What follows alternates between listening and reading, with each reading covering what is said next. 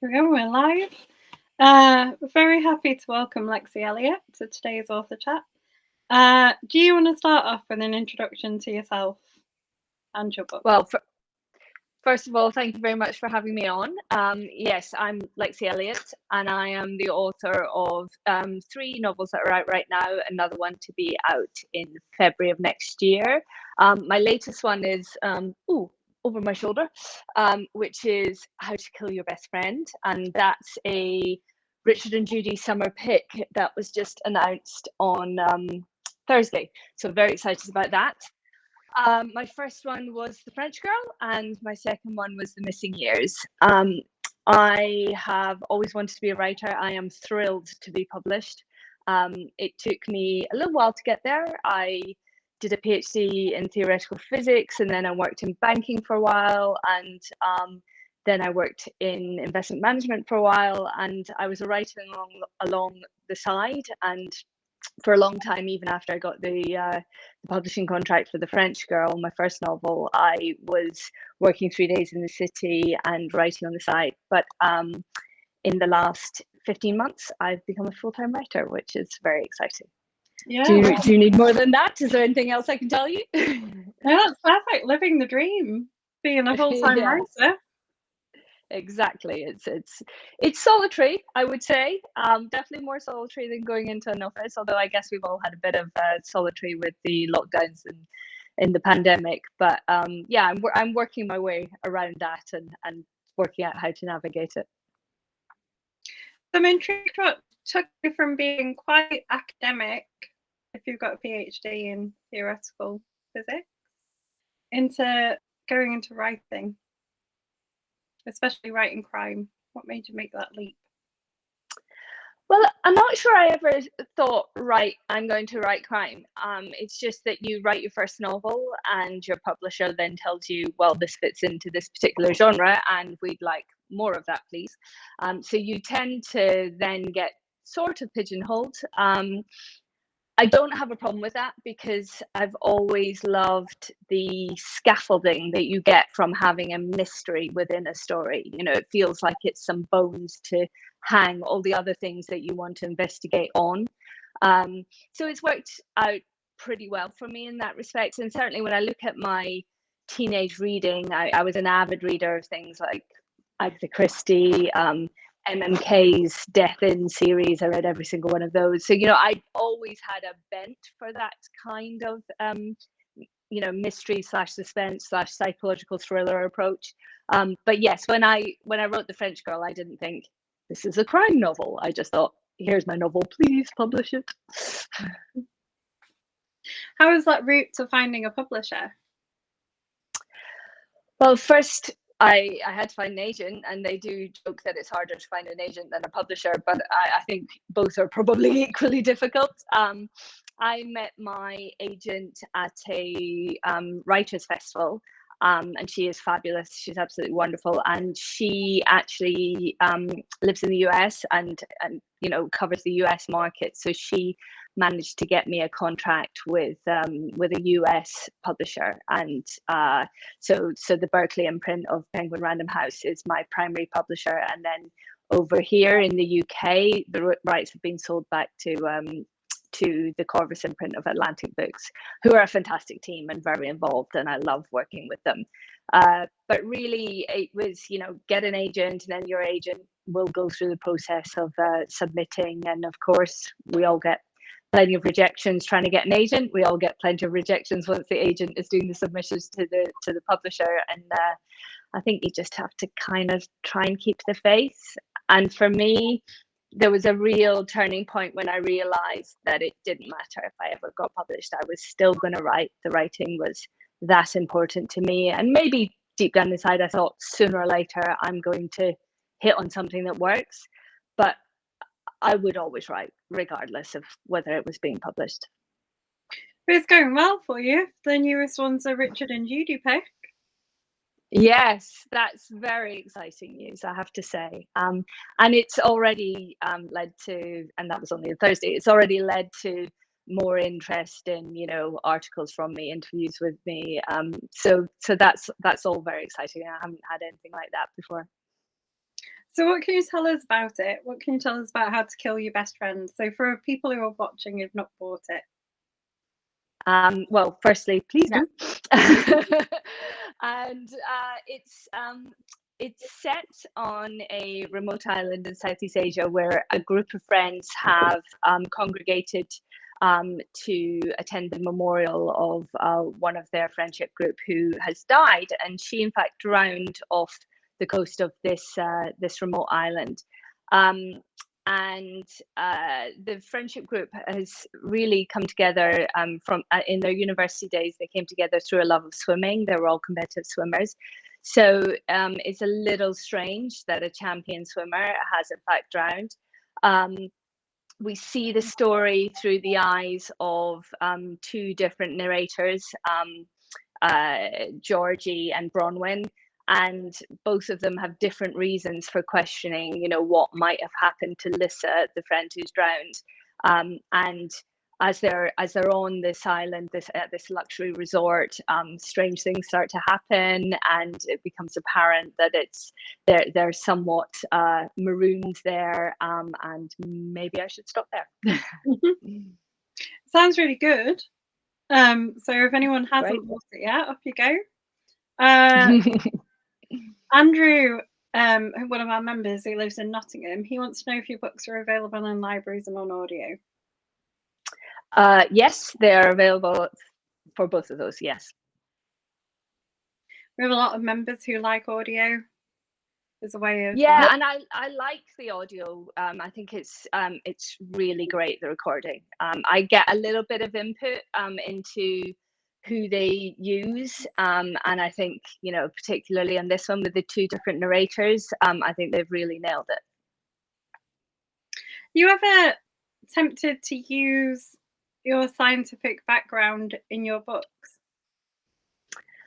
It sort of creeps in small ways, and certainly in my next novel is actually set in an academic retreat in the French Alps, and it's a group of graduates, undergraduates, dons who are at this academic retreat, who are all at Oxford University, and in fact that particular chalet that I've based it around is in fact a chalet that I went to myself when I was at Oxford on an academic retreat.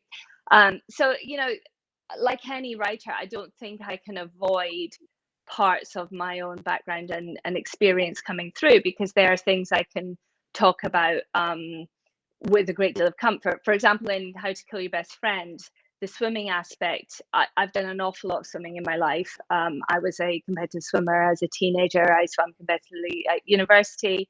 I swam the Channel in 2007. I didn't really need to research that aspect of things, and that's always helpful. Particularly, I mean, I wasn't writing that novel in the pandemic. I was more editing it in the pandemic. But sometimes you might have plans to visit, you might have plans to do research visits to a place and little trips, and life might get in the way, and you might not manage to do that. So it helps if you already have the knowledge. Makes sense. It's one of the things I always ask people who we get on. We've got Brian Price in our group, who's great. I don't know if you've come across him. I haven't, no. He advises people on science. And one of the things I'm always interested in when people have like quite a good kind of level of science knowledge is how annoyed you get if people get science wrong in kind of books. That's an interesting thing. I think people can get annoyed at anything they see as being wrong. I mean, it's one of the reasons that I've been careful not to name specific villages. Or, for example, in The Missing Years, it's broadly based around a village I grew up in, but I wasn't going to say that because somebody would say, well, that street's not like that, and you don't see that house there, and every single writer wants the ability to use a little bit of artistic license and move things around and as best fits the story. And it's the same reason for, How to Kill Your Best Friend.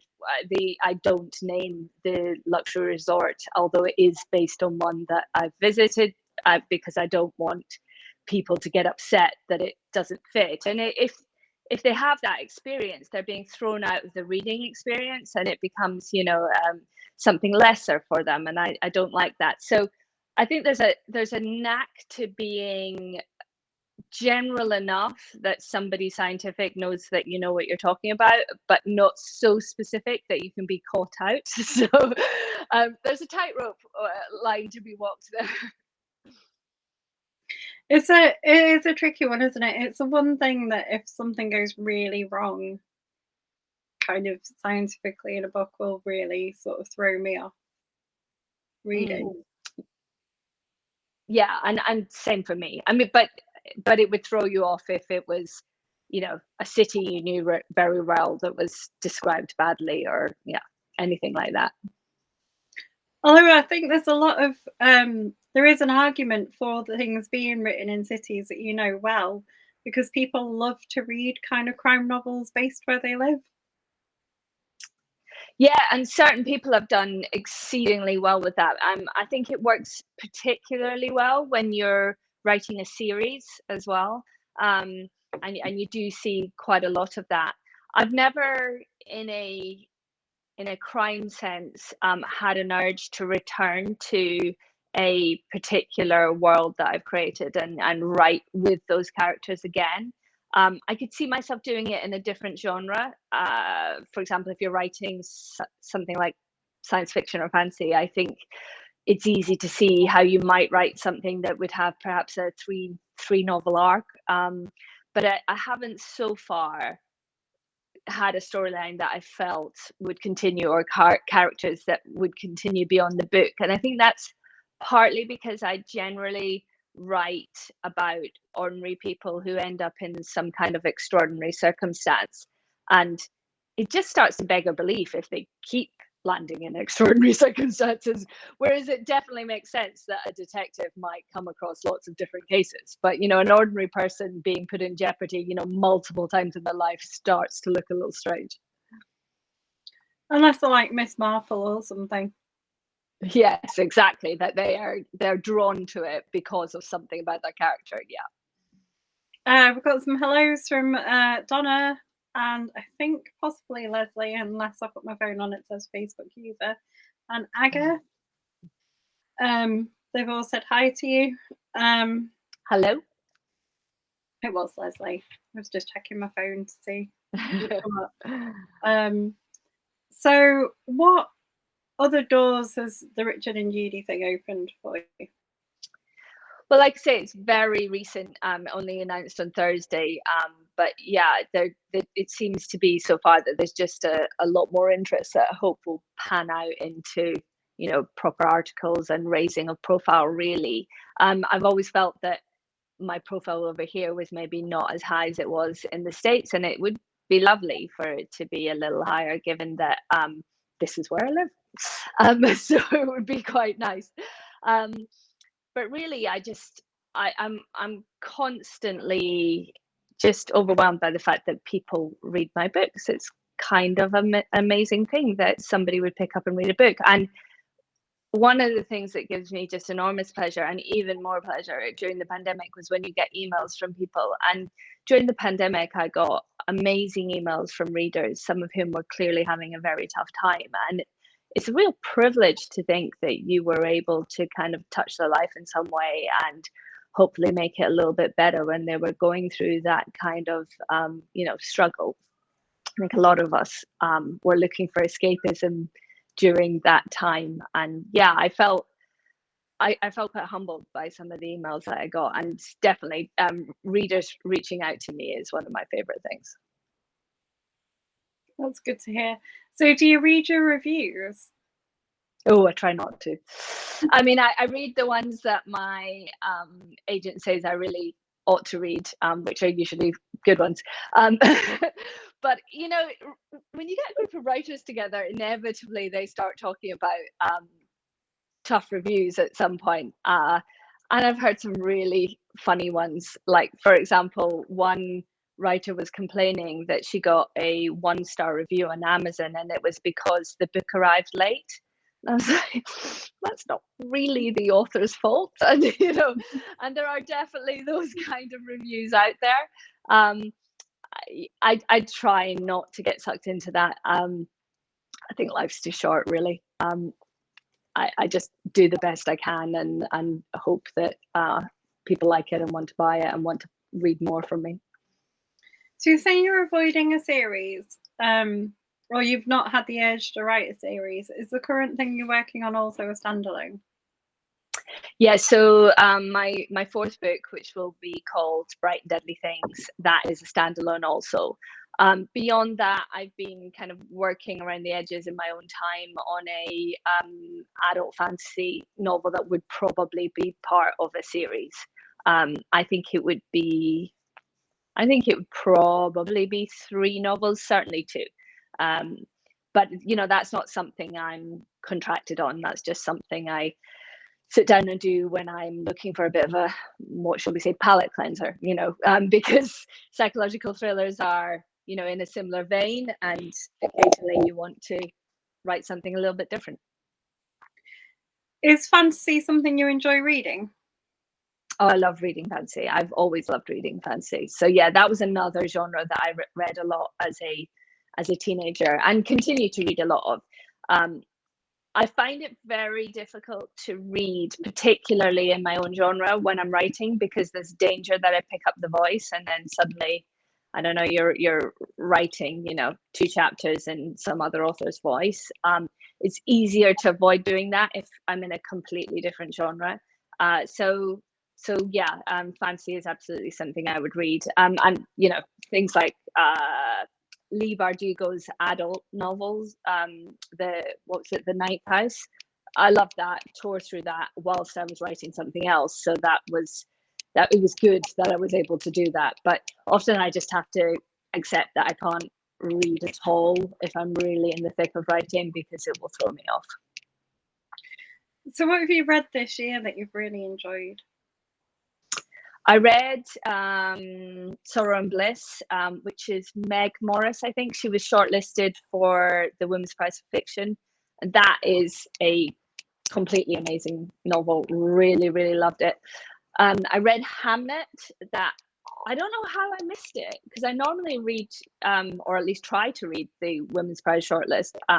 Never normally get there on time, but I try. And Hamnet, somehow I'd had it on my bedside table and hadn't picked it up, and I absolutely loved it. I mean, I love Maggie O'Farrell anyway, but that is an extraordinary novel. What did I read before that? I read No One Is Talking About This by Patricia Lockwood, and I had a friend who said, because I said, I'm just not getting on with this, and she said, you have to hang in till the second half. And I was like, not sure, life might be too short, but I did hang in, and you do need to hang in for the second half, and it's worth it when you get there. Sounds good. So they're your top recommendations for the year? Yeah, Sorrow and Bliss definitely, and Hamnet. I mean, no one is talking about this as a little bit of a different style of book. I'm not sure I'd put it on my top recommendations, but it's very good. But yes, Sorrow and Bliss and Hamnet are amazing. So I've got the Maggie Shipstead's Great Circle, which is a big book. I've got that ready for when I go on holiday. Oh, nice. So do you take multiple books on holiday? Are you one of those people, or just a couple? Yeah, I do take a few, and then, but not too many, because I work on the principle I have a Kindle. We all do. I can solve the problem if I find myself without a book.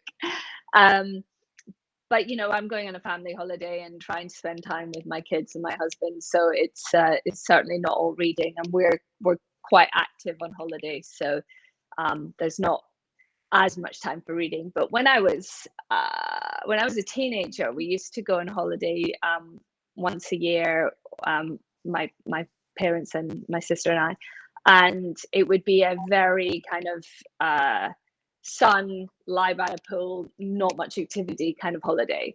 And I would take 14 books for 14 days and then end up borrowing some off my dad. I mean, my suitcase was just full of books and a couple of bikinis. Yeah, that's essentially how I pack. Well, less the bikinis, but so I pack the holiday. Numerous books. Yeah, it's heavy. It is, but it's got to be done. Yeah. It's always good. I don't think buy one at the airport as well. Yes, exactly. I would do that. I would have probably 14 library books and then a book bought at the airport. And I would want my parents to get us to the airport long enough so I could spend a proper time deciding what that one book should be. Oh yeah, you've got to have a good browse of the airport. Absolutely. Yeah, 100%. Have you had any TV interest in any of your books? Yeah, I mean, most authors will tell you that you just bank the options check and don't hold your breath, really. And that's pretty much been my experience. The French Girl got pretty far, got worked up pretty heavily by the team who were behind The Night Manager. And that was a really interesting experience for me because, you know, there was a script for the pilot and I'd seen it and I'd taken a deep breath and accepted that this was not exactly the same as my material, because, you know, these things get changed and they're different, and you know, you have to get beyond that. Once you've sold the rights, you've sold the rights. Doesn't affect the book, it's still sitting on the shelf, it's still my book. But you know, I think COVID hit and various projects got shelved, and then lots of the streamers, you know, they'd overbought. So when things came out, when things got better, they actually had, you know, too much that they bought. So it's been a bit of a difficult market. So the French Girl has kind of fallen away. The Missing Years is in process with somebody who's trying to work that up, and How to Kill Your Best Friend has had a few people who are interested, and we're just working out what to do with that. I mean, it would be, of course, it would be lovely from the point of view of the raising of the profile. Does it affect? Would it affect me in any other way? I'm not sure it would. You know, I would still write the things I want to write, and you know, I have a very wonderful agent whose viewpoint is, you know, you write well enough that, and life is short, you shouldn't be writing things you don't want to write. So, you know, trust your instincts. She sounds like a very good agent. She is. So there's a lot of crime festivals and things coming up. Have you got any kind of events planned? I've mostly got radio and podcast interviews coming up. I was up in Aberdeen for Granite Noir in February and loved it. It was, I'd been before, but that festival in February felt like, you know, the first time people were actually getting out to do things in person. And I really did enjoy it. So, you know, in general, if there's something going on then that I can make, that I'm able to do, then I would snap up the chance. But, you know, the slight problem is it has to fit in. I have kids and I have a family life that I need to manage as well. So plans to go to like Harrogate or like Capital Crime? They're probably the two big ones that are still coming up, aren't they? Not this year. I'm not going to either this year. Fair enough. They seem to be the two main kind of ones that everyone goes to, don't they? Yeah, they do. They certainly seem to get a lot of interest. Yeah. There's Bloody Scotland as well. I think that's quite popular in our group. Yeah, I haven't been to that one. Is that Glasgow or where is it based? It's in Stirling. Oh my goodness, I should absolutely be getting along to that, given that I grew up, you know, 20 miles from Stirling. Yeah, I was going to say, you definitely do not have a London accent. No. I'm Scottish, absolutely. So what brought you down as far as London? Well, I moved to England, I guess, to go to university. I went to Oxford. Although I remember somebody saying to me when I'd gotten into Oxford, they were like, "Oh, you're going to university in England," and I was like, "No, I'm not. I'm going to Oxford." I hadn't really thought about it as being English. But yeah, once I was there, and I was there for 7 years because I did my undergrad and my PhD there. After that, I got a job in London, and then I met my husband, and you know, we've been Putney based ever since, really. I do get up to see my dad and my sister and my niece and nephew when I can, and I'm going up in 10 days at a time. Actually, I'm looking forward to that. That'd be lovely. Yeah, so you definitely should check out Bloody Scotland. Yeah. I can't believe I didn't know it was Sterling. That's shocking. Oh, it's awesome. It's they have all sorts of stuff. They have like a torchlit procession at like Oh, wow. one point, and yeah, it's pretty cool. It looks pretty. I've not Yeah, been sounds yet, it. but it's on my bucket list of festivals to go to. Wow. Yeah, I have to put it on mine. So I'm going to ask you one of our group's favorite questions now, or some of them. We have quite a few favorite questions in our group. One of them is, have you ever acted out a scene as you've written it? Oh, goodness. Have I ever acted out a scene as I've written it? Well, no, but I did find myself, there's quite a few kind of swimming based, water based um scenes within How to Kill Your Best Friend, and I did kind of think pretty hard about those. And when I was in the swimming pool, I was like, how would I do that? What going under the water, thinking about how I would move. And yeah, so it's not quite acting out the scene, but yeah, it's some physical research, shall we say. Physical research is good. It's our favourite answers to this at the moment. We've had authors who've held like things to their throats. We've had someone who acted out a fight on Whitby Pier. We've had an author who buried an entire lamb shoulder in concrete to see if it was true Wow. things didn't decompose in concrete, and they dug it up like a year later. That's some forethought. I know, it's serious Wow. commitment to research, isn't it? But that's why we love asking Yeah. this question, because it's so you get to Well, I truly suppose you could say that, my years of swimming and competitive swimming and open water swimming, they were all research for this novel. I just didn't realize I'd had the forethought. you didn't realize until you started writing. Exactly. Who's your favorite character that you've created? Ever, out of any of the books? Yeah. I think I'd have to go with Callum, who's a little kid in The Missing Years, who's just such a sweetie. And yeah, writing him would put a smile on my face every single day. He's a darling, and he has a dog called Toast. Best name ever for a dog, I think. And he steals the heart of the protagonist in The Missing Years.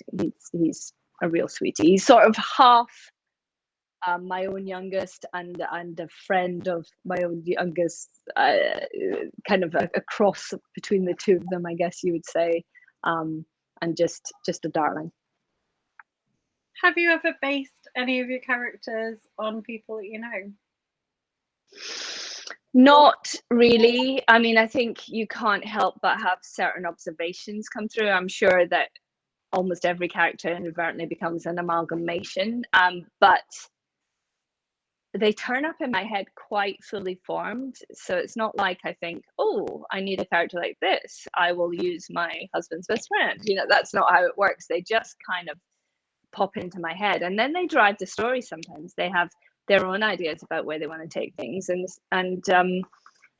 in my experience, it's best not to fight it. Just kind of go with it. It's coming from something within your gut, so just go with it. Do you who reads your books first? My agent, Marcy. And do your family read your books? So my agent Marcy is the first reader, and then after that, it's going through the publication publishing house process.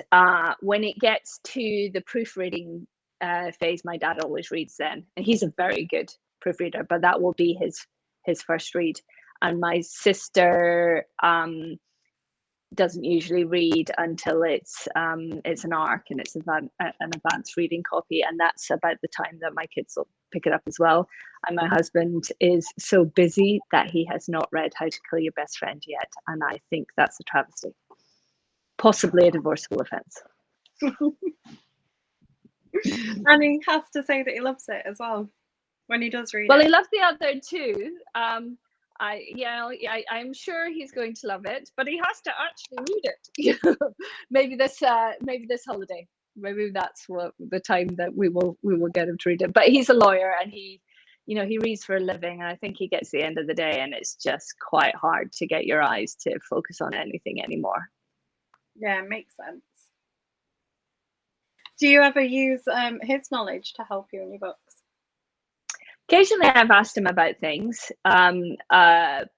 Particularly in the missing years, there was something legal that I asked him about. Although it turned out that it's slightly different on Scottish law, so I had to kind of go down a different tangent. But yeah, he can be really helpful for that sort of thing. But I'm not writing, as we said, I'm not writing a police procedural, so I'm not needing to be, exactly that knowledgeable about the law. And yeah, his type of law maybe isn't quite so useful to me anyway. Do you have experts that you do call on though to help you with your book? When I've needed to, I've reached out to certain people, but because I'm writing ordinary person in extraordinary circumstances, often the protagonist is in the dark about things. They wouldn't have very specific knowledge. So sometimes it doesn't make sense to do that. But, in other occasions, yeah, there are people who I've asked about certain aspects of, for example, a profession that I don't know well. If I have a friend who's doing that, then I'll ask them about it. How have you found sort of mixing with other crime authors and things? Yeah, I'm hoping to do more of it. I just want to have a bit more time to do that, because I think, writing's very solitary, and now that I write full time, I find it particularly so. But when you still got little ones at home, it can be difficult to get out. But yeah, they're an interesting bunch, and a very passionate bunch, just as the readers of crime are very interesting, very passionate. So yeah, it's nice to meet other people. There's a group of us that often meet for lunch or cocktails.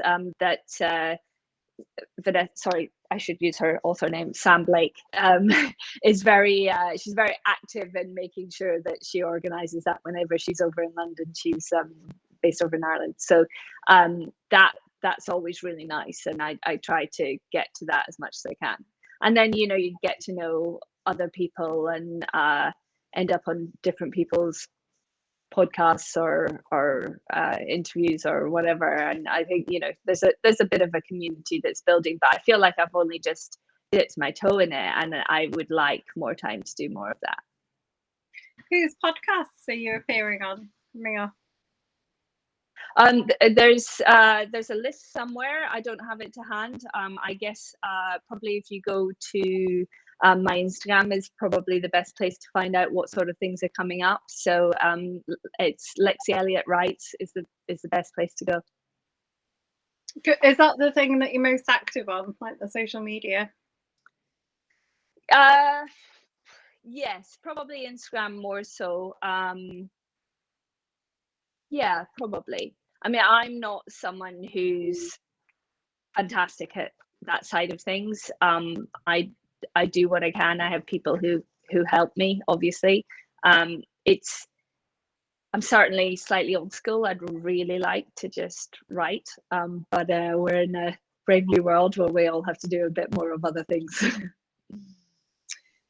So another question I like to ask is, would you ever want to make a graphic novel version of one of your books?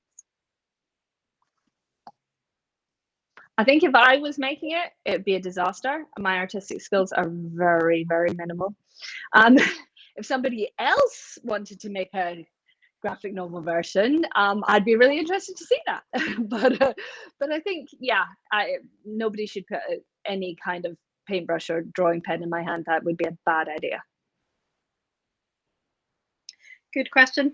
Another one we keep asking our writers is, how into Wordle and things are you? Are you in the Wordle contingent? Oh, yes, it's a slight disaster, because I used to say that the two ways in which I got inspiration were either in the bath or going for a run. And now whenever I'm in the bath, I'm on Wordle, and then Quordle, and then Hurdle, and then I do the there's plus word as well. I'm sure there are more, but nobody tell me, because my bath will be cold by the time I'm out of it. I mean, it's definitely a time suck in my day, and I do love it. I did read that some journalist, probably trying to be provocative, was saying you don't love words just because you do something like Wordle, and that, you know, that's not a true love of words. I think nonsense. You know, I love words, and I love oh my goodness, it's that, and you've been thinking, oh, it's apple, and then it's ample, and you think, gosh, you know, the connections that you make in your brain are different once you've been doing these little gigs. Yeah, I think they're definitely quite good for your brain, like getting your brain active in the morning. Yeah, and you know, I come from a family where we've had Alzheimer's, unfortunately, and I just think anything you can do to keep your brain active is a good thing. Try and keep myself physically active as well. That's the other good thing. But yeah, I'm in favour. I won't hear a wordle against them. What's your writing process like? Are you so let's go for the traditional question. Do you plot out, or are you pantsing? Definitely plot. I mean, partly because, you know, I have a publisher that demands it, right? They need to see an outline to really buy into a book. So yeah, I definitely do a plot, not a long outline, but it's probably 4 or 5 A4 pages, so I know what's happening, and there's nobody's going to hold a gun to my head and say you have to match that, and the story can go in different ways. But I usually know the beginning pretty well, and I know the end pretty well, and then maybe just a little bit hazy on the in-betweens. And they unfold a little different when you're writing, and sometimes you're like, oh, actually something different or something really needs to happen now to move the story along, and then you change tack. I couldn't imagine writing now without doing that, although I think The French Girl, my very first novel, was a bit more of what you would call pantsing. I think once you get into a routine though, like you kind of get a niche that works for you, don't you? Like, I think that's right. Yeah, and it's a much more comfortable way to write, and you know, given it's kind of my living and my profession, I don't want to be anxious about it every single day, because I don't know where it's going. I think about those what was that TV show, Lost, where they literally didn't know where it was going, and I think about the anxiety those poor showrunners must have been living with, and I couldn't bear it. So how long does it take you from initial kind of plotting to getting it out on the shelves? I feel like that's the kind of question you shouldn't ask, like asking a woman her age. You know, it's just too embarrassing when you have to answer. Look, it probably only takes me 9 months, I would say, of real proper writing time. But you know, before that, there's back and forth with your publishing house about which idea to pursue, and really sort of nailing it down, and then getting an outline, and so that's maybe a bit longer. And then at the back end, there's the copy edit and the proofing process, which is long. You know, it's 3-4 months long. So yeah, it's easily 18 months process from kind of initial idea to being on the shelf, easily. So what did you do for this publication day to celebrate? What did I do for this publication date? So it came because of, you know, my kind of States and here. It came out in the States in hardback quite a while ago. That would have been August, and I was on holiday. And I was doing some Instagram lives and things like that from a hotel with really terrible internet, and it kept cutting out on me. So I think I probably just went and had several stiff drinks after that. It was quite a bruising experience. This when on Thursday, when this paperback of How to Kill Your Best Friend came out, and also the Richard and Judy news, I had my youngest son's leaving dinner because he's moving on from his school. So there was a few drinks there. Nice. Do you have any kind of bookstore events or anything for publication? No, I don't this time, no. Fair enough. What would be your dream publication day then?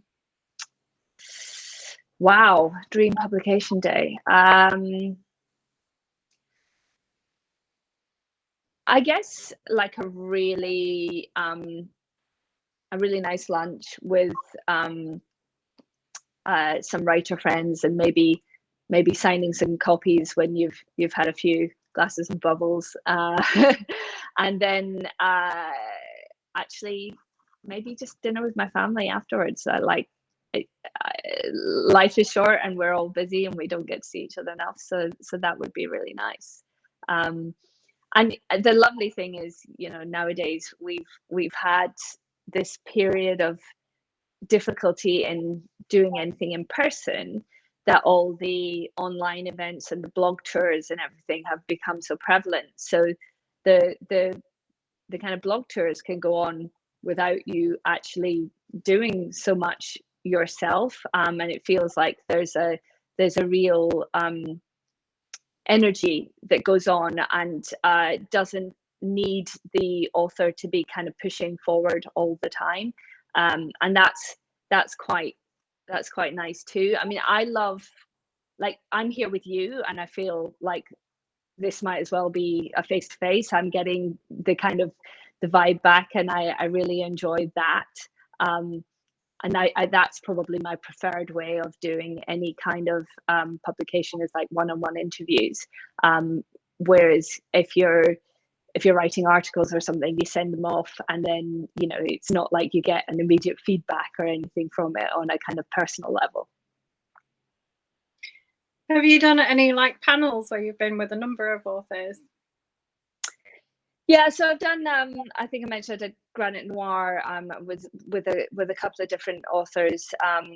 The girl who wrote My Sister's Serial Killer, whose name, terrible, it's just dropped out of my head. And also Liv, who wrote The Twins, were on that panel, and that was a really nice panel, and it nearly didn't come about because Liv and I both had our flight cancelled on the morning, and had to kind of boot from Heathrow to try and get a flight from Birmingham to get us up on this tiny little kind of twin prop plane. It was quite hectic. The organisers were live streaming it, so they were like desperate for us to get there, and we did manage to get there, which was great. That sounds quite hectic. It was, and we arrived at the studio at something like 3:25, and they had wanted us there at 3 to do all the lighting and the sound checks, and so there was the kind of quickest, most efficient lighting and sound checks ever done. But it all worked out fine, and really, really nice panel and really nice people, and like I say, that was February, and everybody was just so thrilled to have something to go to. Because they were live streaming it, they had quite strong lights, and because, as I say, we'd kind of rushed in, I didn't really get a chance to see how many people there were, and then when they brought the lights down to ask questions, I was like, oh my god, it's absolutely packed out. And I think people were just like, there's something to go to, let's do it, let's go. It definitely helps. I think there's kind of a bit of a reboot of COVID going on though. So although there's like real festivals and things. I was meant to go to Bradford Literature Festival last weekend, but had COVID, so I couldn't. Oh, are you feeling all right? Oh yeah, no, I'm utterly fine. It was just annoying because it's like I was really looking forward to Yeah, going fast. I hear there's quite a lot of COVID down my way, you know, around London. And there's certainly several people I know who've had it quite recently. So I do hope everybody's going to manage to get to all their nice summer plans and not be derailed by another wave. But we'll have to see. Well, I'm going to go to Harrogate next weekend, but I'm working on the fact that I'm like golden now because I've just had COVID, so I should be fine. Yes, and I think you're probably right. You will be fine for a while, so you can go in bulletproof. Yeah. I mean, it's my way of making myself feel better that I'd managed like a 2.5 year streak of not catching it. Oh, that was your first time? Okay. Mm. I've had it twice. I in my experience, you know, Omicron was a much better experience than Delta. Don't recommend Delta. But yeah, I really didn't enjoy either time, to be perfectly honest. I could do without it again. Let's hope we can skip through it. No, I managed first time, and I think I did really well because I'm a teacher. So managing. Wow, 2.5 years of as a teacher. Wow. Mm-hmm. Okay. I was beginning. So are you on summer break yet, or do you still have a couple of weeks before you break up? We've still got a couple of weeks. Right. Yeah. Looking forward to it, I bet. Hmm? Looking forward to the break, though, I bet. 100%. Yeah, it's been wild.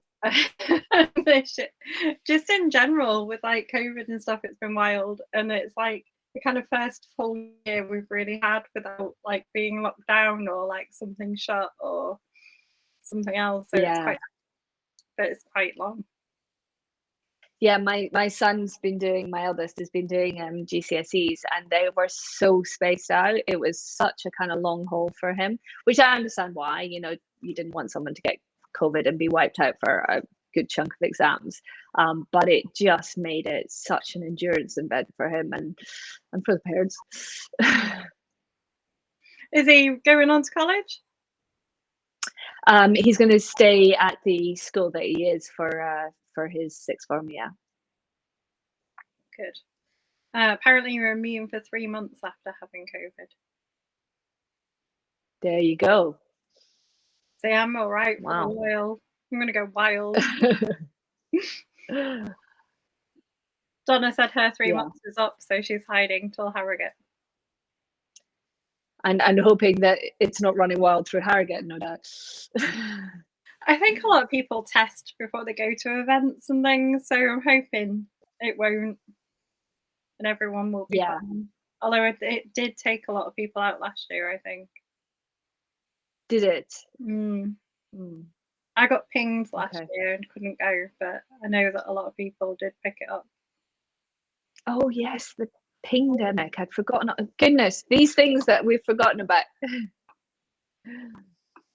I managed to get pinged twice I think I went to work, got pinged, went home, isolated for a bit, was okay, went back to work for like 4 days and got pinged again. Because of students or because of fellow workers or? I think a visitor for one of them and then a student. Yeah. I mean, in that kind of role where you're seeing so many people, I guess you were kind of lucky to only get pinged twice, I guess. Yeah. I didn't have the app though, so maybe I would have got pinged more if I did. Yes, possibly. It's just trying to avoid it. Go on, sorry. Carry on. I was just going to say I'm never quite sure how they can tell at the moment how many people have COVID anyway, because I'm not sure the testing's been done in the same way. So I don't know. Maybe they've got samplers going out and checking so that they can say 1 in 30 or whatever. Yeah, I've wondered how they do the stats of it as well. It must be a scientist thing, see? Mine goes to how they're working it out. Yes. What are your most memorable moments as an author? Most memorable moments as an author. I think probably the first time I saw um, the French Girl in a shop, which was actually across in the States, and walk into shop, see it on a table. That was pretty cool. That was really nice. Uh, that I would say. And then, I mean, my my first discussion with the publishing house, Berkeley, who published me in the States, that came about when I was at a theme park with my kids, and my agent called and said, the editor wants to speak with you. She's really interested in the book. Can you speak to her? And I was like, okay. I was just kind of shoving my kids back on the same ride again and again and again while I'm trying to have a conversation with her. And every once in a while, the Simpsons music would start up in the background, and I'd try and move away from it. It was all a little bit hectic and a little bit surreal. And then after that, discovered that they were making an offer to give me a 2-book contract. So that's a real memorable moment as well. It sounds like it. How many more books are you contracted to do with them? The Bright and Deadly Things that comes out in February is the second of a second 2-book deal, if you see what I mean. And we'll have a conversation after that. But they seem to be going in kind of in twos. That's good. How much of a say do you get in the titles and the covers? I do get a say. How to Kill Your Best Friend is the first title that stuck. That was my title right from the very beginning, and yeah, I thought they would keep that one. That's a pretty good one. The French Girl was called something else instead. It was called The Mademoiselle Next Door, but it turned out that the American market were confused about Madame and Mademoiselle and thought it took place in a brothel. So we had to change that title. But The French Girl is a great title. And The Missing Years was, I always had a working title of The Manse, and nobody outside of Scotland knows what a manse is anyway. So I never thought that one would stick. My fourth novel, Bright and Deadly Things, that is my title, and it seems to be sticking. So yeah, maybe I'm improving on titles. And with the covers, they usually come up with a couple of different concepts, and you have a chance to say, yeah, I think that's good direction, no, that's a bad direction. But I mean, if I really hate something, then generally speaking, it will get changed. But you have to be a little careful, right? I mean, you have to pick which battles you really think are worth fighting. Have you ever seen your book in a bookstore and offered to sign them?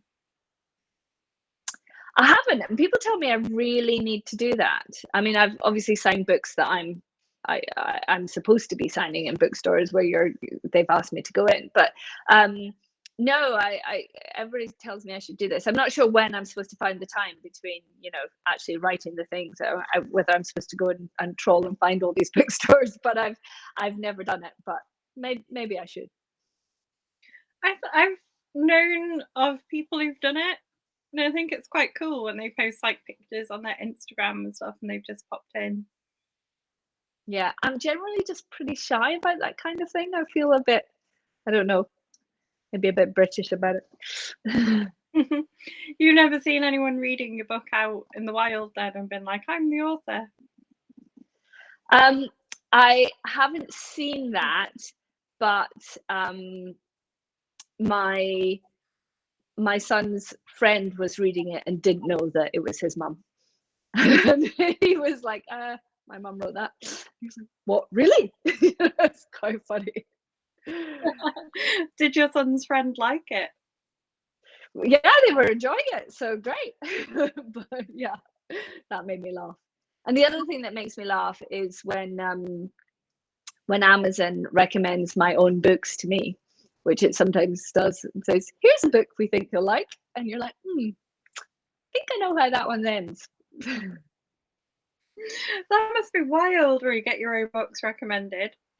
It kind of is, and I usually screenshot it when it happens because it makes me laugh. I mean, they're right, because you obviously liked it enough. Well, exactly, but certain amount of lack of suspense for me to read that book.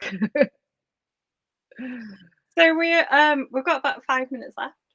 We're up to the end of our chat. If people wanted to buy like a signed copy of your book, what is the best way for them to do that? Oh goodness, I'm not really sure. Yeah, I'm not really sure how they'd go about that.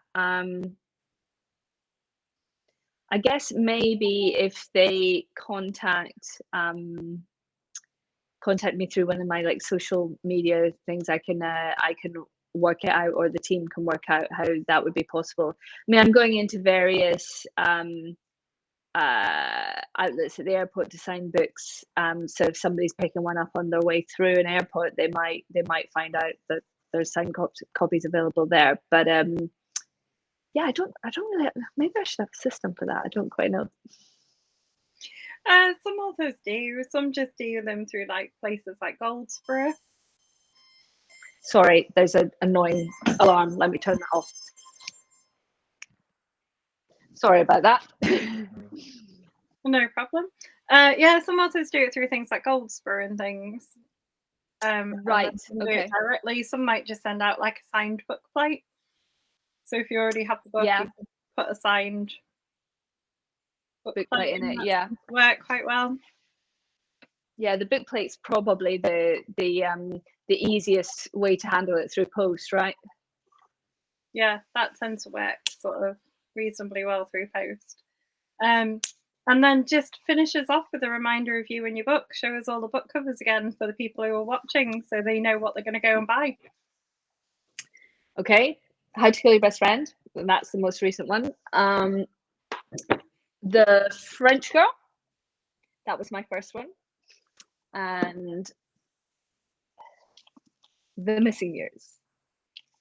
Just remind everyone what How to Kill Your Best Friend is about. So How to Kill Your Best Friend is about a group of friends who congregate on an island to commemorate the death of one of their friends who's been drowned swimming off the coast of that island, which is a little strange since she was a champion swimmer and the whole friendship group came about through swimming. And the story is told through the eyes of Georgie and Bronwyn, who have their own questions and different reasons for having questions about why Lissa's death might be a little strange, and why they should be looking into it. And while they're on the island, some strange things start to happen, and those throw up some more questions about what really happened to Lissa. And yeah, there we go. Excellent. And then all that's left to say is thanks for joining us today. Thank you so much for having me. It's been a lovely event. Thank you.